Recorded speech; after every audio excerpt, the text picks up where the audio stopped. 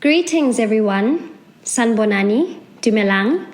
Welcome to episode 5 of the Politics of You and Me. You are joined today by your host, Mpho Nyamathe. I am an intersectional activist looking to really show how we cannot address problems in isolation, with a deep passion for localizing global issues and addressing them as a nation, as change makers, especially with interests pertaining to climate change, gender equality, digital innovation. I really want to and am actively driving inclusive development through dialogue. Thank you so much for joining me for our episode titled Justice for All. Welcome to this podcast. This is a platform in which I show everyone who's connected with us, our listeners, our community, that politics is ingrained in every single aspect of our lives, whether it's the digital divide, gender-based violence, from environmental injustice to the educational crisis. Every issue shapes the way we live, work, and exist. Therefore, this podcast seeks to unpack the lived realities of South Africans, amplifying voices often left unheard. So this is a platform to engage and challenge while learning about current affairs and in South Africa and beyond, guided by the United Nations Sustainable Development Goals as per Agenda 2030. This is a platform to generate impact through dialogue. And now we're just going to be going through the Sustainable Development Goals and what those really are. Just a quick overview, as I do this every single episode. The Sustainable Development Goals is really a plan of action for advancing the lives of people and the state of our planet and ensuring prosperity across the board, right? And it's really a plan to strengthen universal peace through larger freedom and, strengthening as well democracy.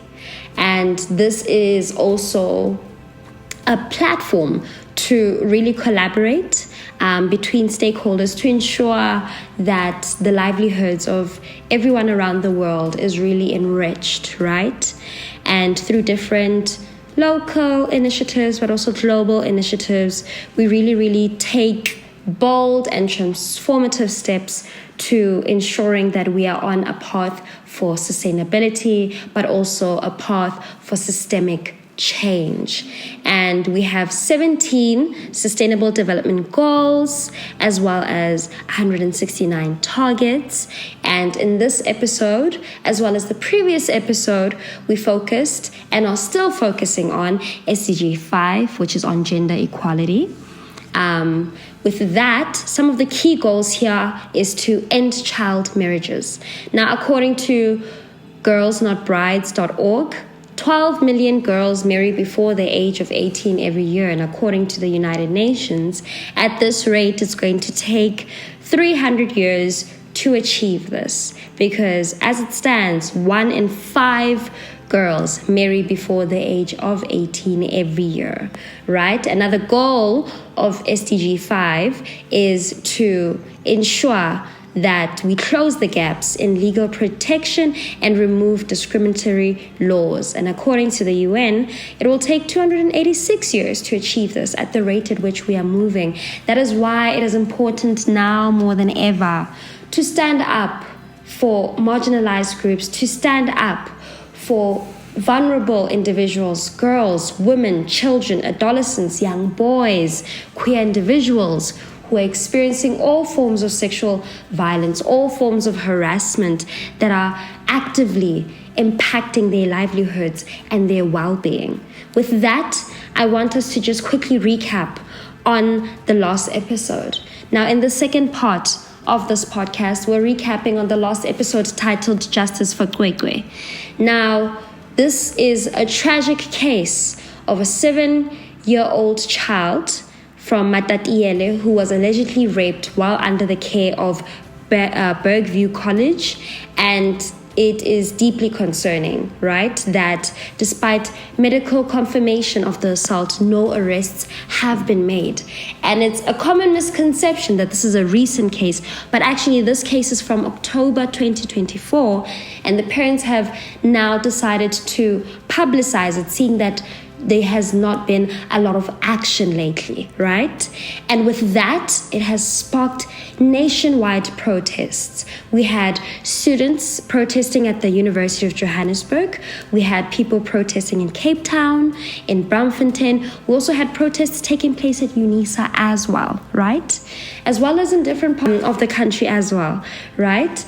And in terms of some of our new developments, we have South Africa's police minister, who has really tried to assure people that a thorough investigation is now fully underway into the alleged sexual abuse of a 7-year-old girl, right? And this was reported 3 days ago via BBC, right?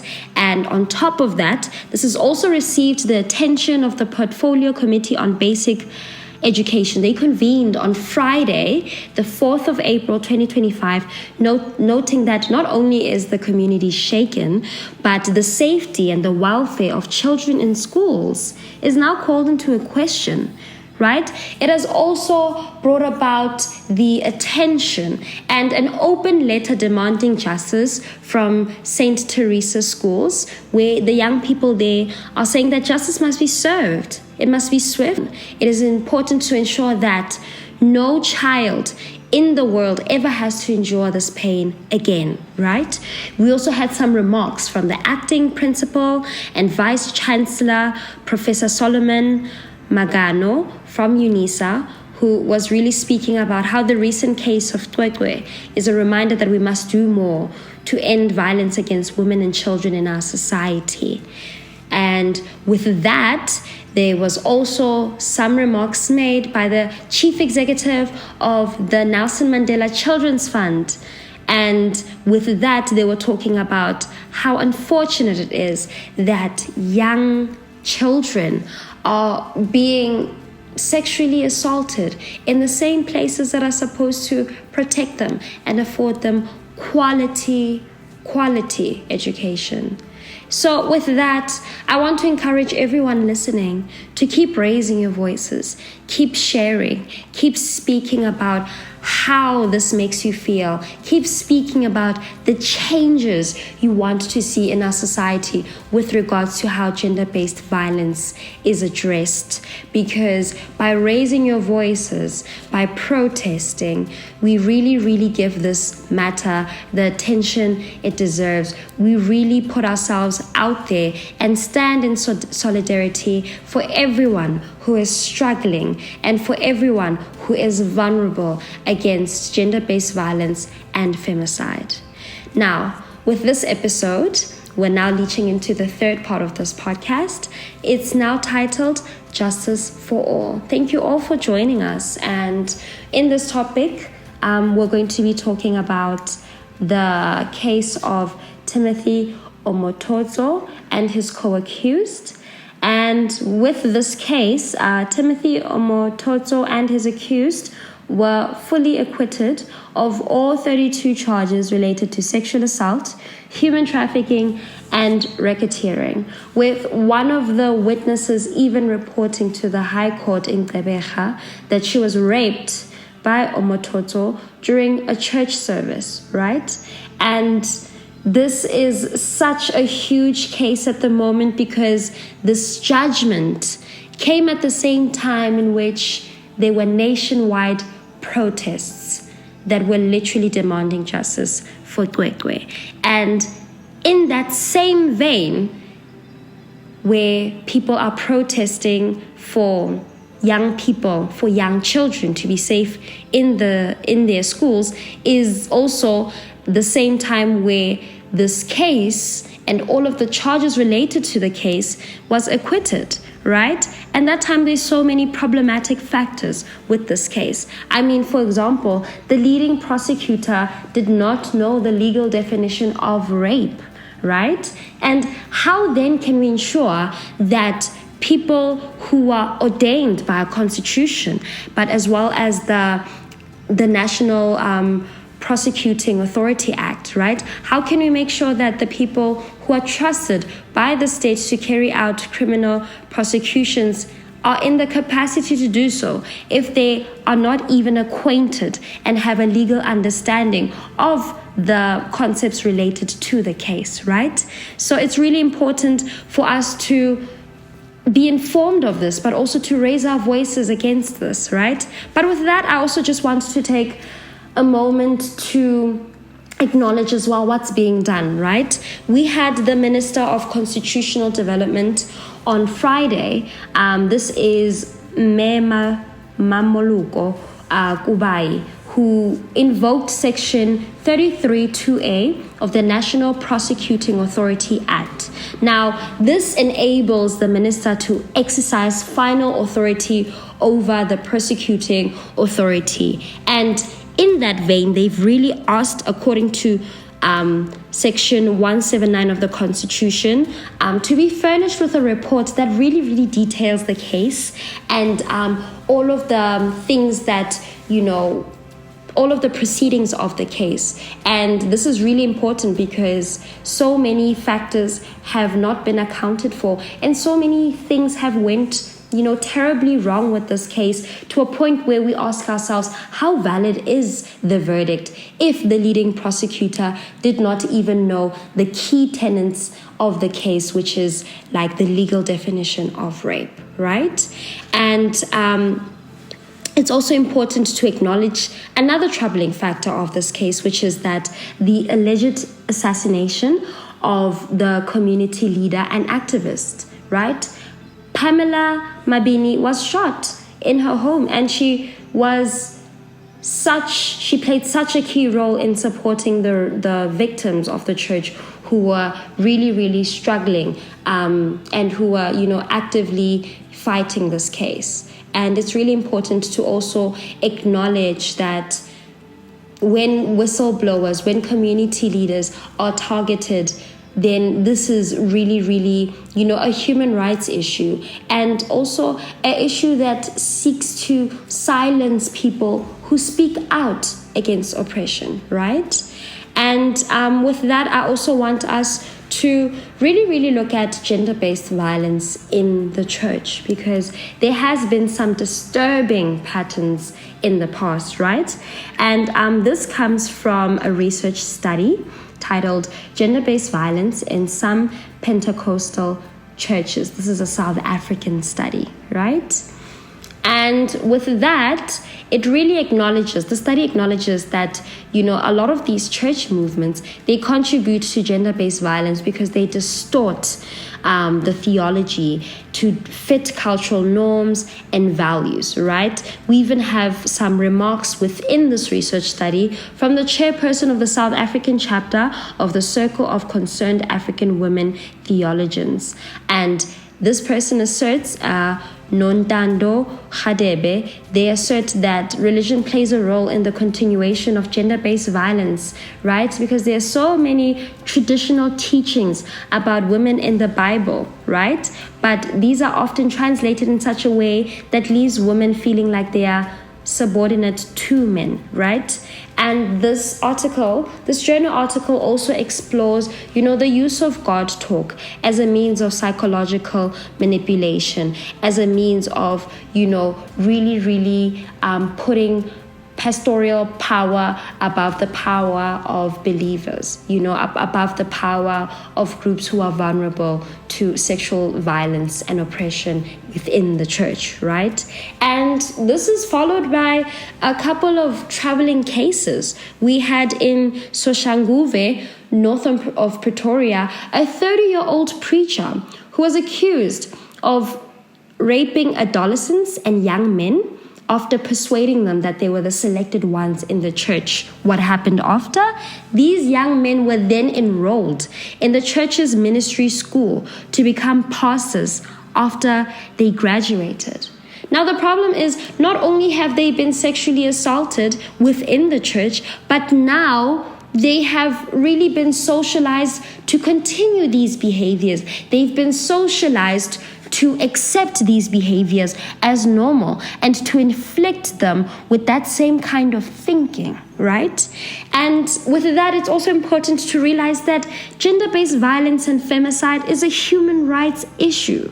It must be viewed as a multi-dimensional issue because it affects men, it affects women, it affects queer individuals from the LGBTQIA plus community, and it also affects people who come from very challenging circumstances, whether it's their socioeconomic status, whether it's vulnerable groups such as youth and persons with disabilities. These are the main targets of perpetrators, right? This is covered in the research study, but this is also backed up by the South African Government News Agency in 2023. Gender-based violence and femicide, that advocacy is advocacy for human rights. Now, in closing, moving on to the final part, is I want to encourage every single one of you to sign the petition that has been posted by Women for Change SA. It is currently the petition that has the most signatures. And then 2, to attend the demonstration that will be taking place at the Union Buildings in Pretoria, where the petition will be handed over to declare gender-based violence and femicide a national disaster. We are actively marching to the Union Buildings so that it can be declared a national disaster. And it is a national disaster. You know why? Because so many young people, so many women, so many vulnerable groups, so many people experience violence. And it's important for us to say enough is enough. We can't keep tolerating people doing what they want to do, and the normalization of toxic masculinity, the normalization of violent behaviors that leads to the killing of our brothers, sisters, community members. Enough is enough.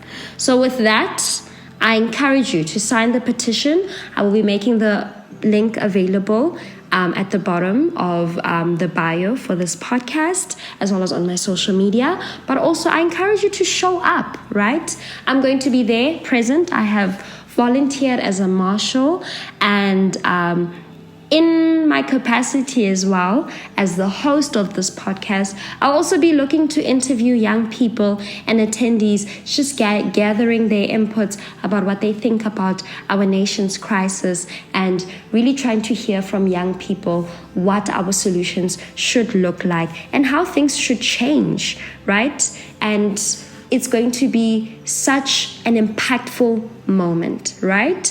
Because protests have really been impactful and have shaped the society that we are living in today, right? And with that, I want to take you to how we actually got to, our annual commemoration of Women's Day on the 9th of August, right? So basically, women were really at the forefront of the resistance during the 1940s and early 1950s, especially with regards to protesting against the past laws, right? And in 1956, specifically the 9th of August 1956, we had a national movement where 20,000 women, they marched to the Union Buildings in Pretoria and handed over letters of protest against the proposed past laws to Prime Minister Stradom, right? And this is how we found ourselves celebrating Women's Day, to commemorate those who played a crucial role to defying the unjust past laws. So with that, I want to encourage you all to unite against injustice, to unite against oppression, to unite against sexual violence, right? I encourage you all to take heed of the cries of women, children. I want to encourage you all to march, because marching against gender-based violence and femicide is marching against oppression, because this is a human rights issue.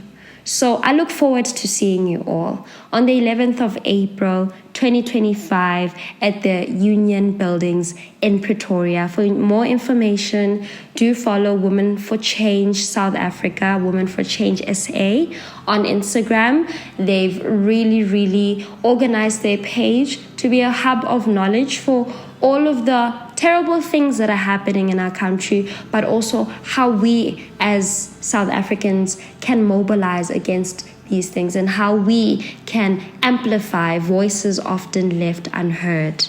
So with that, I want to close off by encouraging you all to have bold conversations, to present real solutions, and to march with pride, to march with a sense of knowing that the people in this country deserve better.